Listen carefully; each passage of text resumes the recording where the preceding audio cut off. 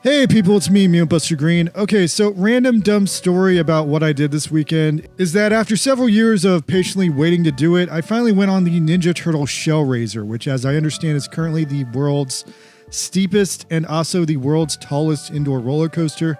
And the reason I'm making a YouTube video about it is that it was actually pretty difficult to go on it, and having finally done it, I'm kind of left wondering if I should have even bothered.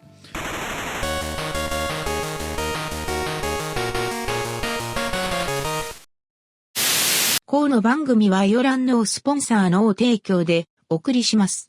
Okay, so first things first, what is the Shell Raiser? So in New Jersey, there's this giant mall called the American Dream Mall. The American Dream Mall is itself a tourist trap that was built slowly over the course of 20 years, and it just was recently finished like 5 years ago. As a result, it's like finally finished, but at the same time, everything inside the place is slightly out of touch with the current time / current reality. Hence, they have a completely 1994 themed Nickelodeon theme park with a ton of references to shows that have been long canceled like Ren and Stimpy, Rocko's Modern Life, Blue's Clues, Jimmy Neutron, etc. Anyway, for some reason, they only have the rights to the 2012 Ninja Turtles reboot, despite that being like 2 reboots ago. And anyway, aside for the 90s Nicktoon nostalgia, the only true unique ride the park has are its dueling Ninja Turtle themed roller coasters, the Shell Raiser and its archenemy, the Evil Shredder coaster. Now, I kind of thought the Evil Shredder coaster would actually be the scarier ride because Shredder's kind of scary, but the Shredder coaster is actually like a mid-tier coaster, and its only special trait is that it uses these spinning teacup cars instead of your normal standard roller coaster cars, which as a result can cause the coaster to like spin you in a bunch of completely unexpected ways, so every time you ride it, it's a different ride. That's chaotic, but it's verified as safe for ages 6 and up. Anyway, though, the Shell Raiser is supposedly the centerpiece of the Nickelodeon universe, and the funny thing about it is that it kind of seems to be a death trap. It's a ride for adults only, based on a cartoon from 2012, and the legacy of this thing is that the Shell Raiser has basically been constantly broken. It's had more days broken than it's had days operational. In fact, it's been nearly broken almost the first 3 years the park was open, giving it another world record. It's the roller coaster with the longest out of service run in its lifetime, because despite the Shell Raiser being the only unique and signature attraction of this park, most of the time this thing is completely broken. And for me personally, I've randomly been to Nickelodeon Universe unexpectedly like probably 3 times in the 6 years it's been open. And all 3 of those times when I would say to myself, I kind of want to ride the Shell Raiser, every single time the damn thing has been broken. See, the Shell Raiser ended up setting a new world record for the world's longest broken roller coaster, being out of service a continuous 502 days straight. That is almost 2 years, just a little shy under it. Which sucks because that's really it in terms of anything interesting here. Like, aside from that, they got nothing. They got like a Legend of the Hidden Temple roast course, and all malls kind of have that nowadays, and all the other rides in the park are really just boring kiddie rides that like use a hydraulic press to just spin kids around in a circle. But anyway, the Shell Raiser remained in the back of my head as the number one thing to do at the Nickelodeon park, and the number one indoor ride they had, and a top tier record breaking roller coaster. And plus there's a certain amount of FOMO from my childhood that I happen to really respect the TMNT franchise because they're like my favorite childhood superheroes, and they never had any unique, cool theme park rides, and like the way that the Ghostbusters and Spider-Man all had one in Florida, and yeah, at least someone somewhere once like cared enough about those franchises to make them a good ride. So yeah, I wanted to try the Shell Raiser out just to scratch that turtle ride itch, and man, oh man, has it been a process to get on this thing, because the Shell Raiser is constantly broken. Now, on the bright side, if it isn't broken, at least you don't have to pay like full price to get into the Nickelodeon Universe Park. You can actually just stroll right inside. And then if you can just stroll right inside, the Shell Raiser is only $12 to ride it once and get it off your bucket list. But so anyway, like I said, this thing has been constantly broken. It's been literally closed all of 2024, all of 2025. And I just got news a few days ago that finally, in August of 2026, it has reopened yet again. It's only been open for a few days this year, so yeah. It's kind of true and to the point that it definitely has been broken almost 80% of its lifespan, and most people would take it as a big red flag that there's something completely fucked up and wrong here, but for me, I just really love the Ninja Turtles that much that I simply had FOMO. So against my better judgment, I finally decided on this weekend to go on this thing. And here's just some facts. I'm pretty sure that I was the only human being who rode that ride at that day, at that park, that entire day. And after riding it, I didn't see any other one else try to ride it. And I really don't think I can actually recommend this ride to anyone else. If anything, I'm just kind of making this video to explain my terrible experience here and maybe put this down as a warning that this is a memory of something that happened and it's something I did. So yeah, what happened was I came into the park Sunday and I came very early and I was like probably the first person in the park and presumably the last person that day to ride the Shellraiser. So the other thing is the Shellraiser seemed to break 2 times while I was riding it. So after that experience, I'm really thinking that maybe this ride isn't safe for people after all, but the 2 places it broke were not the worst places it could have broke, but yeah, I kind of thought I could have died like in at least a couple of ways. All right, so here's what happened when I rode on this ride. I'm going to jank a video of someone else having a perfect ride on the thing when it opened to compare what went wrong with my run. All right, so the Shellraiser starts out doing a relatively cool, relatively normal roller coaster run. But right from the start, something was immediately wrong. I noticed that my head was getting kind of fucked up, kind of banged up. Like, I don't know what was happening, but I think it had something to do with either the fact the seat was too short or possibly how I was sitting on it. But my head kind of kept bouncing around and it was like hitting the back of the car.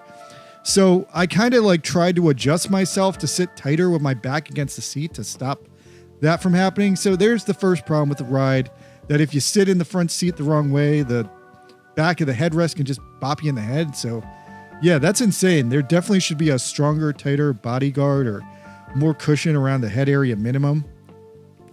Then after like 2 minutes of roller coaster action, it goes on to a baby curve to dock with this riser chain, and then it goes up to the world's steepest drop. Now, theoretically, if the ride broke here, that would absolutely suck. I don't think it's a death sentence because it is a car on a rail, and I think it is fundamentally sealed to the track, but yeah, it's a 90-degree vertical travel in the air, and that's terrifying, and definitely the cable snapping, the car flying backwards, that possibility passed through my mind at least a couple of times. Now, I was laying on my back, which theoretically would have increased my odds of survival, but yeah, that drop is absolutely terrifying. Then finally, it gets to the top of the drop, and instead of going straight down here, it goes down a little, and then it gets stuck. So I noticed in the demo video that I downloaded, it gets stuck here, but in the demo video, it only gets stuck here for like 10 seconds. Now on my run, I was stuck here for at least 1, maybe up to 3 minutes, because I was really stuck here a goddamn long while, and I was stuck here long enough that I had time to think about it, think about my life, think about a lot of things. Now, first of all, getting stuck up here wasn't the worst thing ever, because there's this amazing window that gives you an undeterred panoramic view of the New York skyline, which I gotta hand it to the engineers. That's beautiful. It's a very visual splendor moment, and that could not have happened had they not installed the panoramic window right here. Like, the window is also completely invisible from the ground, so this window is really just here for the riders and to give them this moment, and I gotta thank the engineers for that, because that was a really great engineered moment. But the bad thing was, like I said, the ride stalled at literally the highest peak, 1% into the fall. So now I'm stalled here, and the car is turned at just enough that my body is kind of stuck in the air at an impossible angle. The car is also at an impossible angle, and the car is also just turned just enough that I'm not touching the car. I'm not touching the ground. I have no gravity connection to the car or the ground. I'm just kind of being held in the air up by dear life entirely by my seatbelt, which is kind of painful. It's kind of cutting off my blood flow because of how I'm hanging. And now finally, after what felt like an eternity, the car finally goes down the hill. The hill goes in a little, which is also kind of painful to feel, and it's either painful because it really is, or it's just a psychological thing because a car shouldn't bend like that. But then after that, the ride's basically over. So then after I was out of the danger zone, I thought I was good, but to my surprise, the ride totally got stuck again in another horrible spot. So the ride got stuck a second time, literally 5 inches from the end where it was supposed to dock and exit.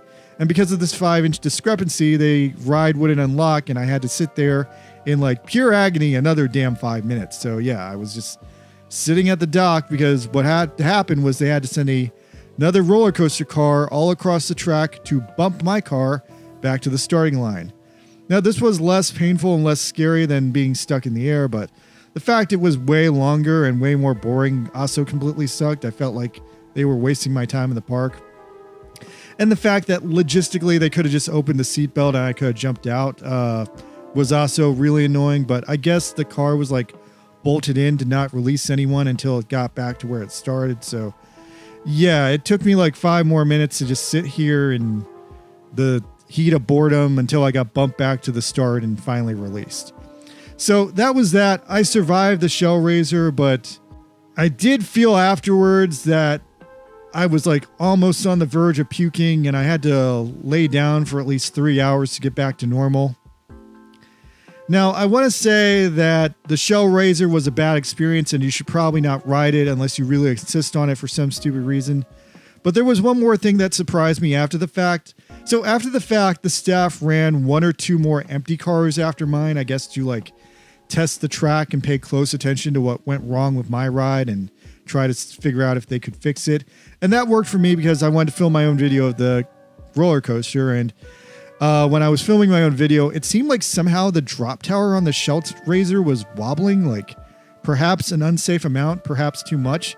Like perhaps that's why they stuck my car up there, because the fucking tower was wobbling. Like I had to wonder, was it wobbling and they were making this like critical judgment between like letting the ride fall down, letting me fall potentially to my death, or maybe I would have had to like climb out of the car and climb down the world's steepest roller coaster tower, which honestly feels like a way more deadly situation if I had to pick one. Now, anyway, after this, I Googled what the fuck happened and saw some conspiracy theories online that perhaps the reason the shell raiser was shut down for nearly 3 years is because the roller coaster has inferior and unsafe engineering, where apparently the roller coaster track is like connected to the frame of the building and not actually like the stone foundation where it should be. Now, I'm not sure if that theory is valid, but I don't really have the ability to inspect it myself, but that would potentially explain why the track was wobbling so much, or at least I can kind of see the dots here. Anyway, so that's my story. I rode the shell raiser and I will definitely never ride it again because they don't take care of this thing. It is definitely a tourist trap. It is definitely not getting the tender love and affection it needs. They seriously definitely need to invest some more money in it if they're planning on keeping it. But based on the state it's in, I don't know what's going to happen to this thing. Maybe it's going to like collapse and no one will ever ride it again. But if you want to play Russian roulette with your life, the shell raiser is currently open and currently fixed enough that you can theoretically pay to ride it, because I did. I just would never do it again because once is enough. Okay, that's what I did this weekend.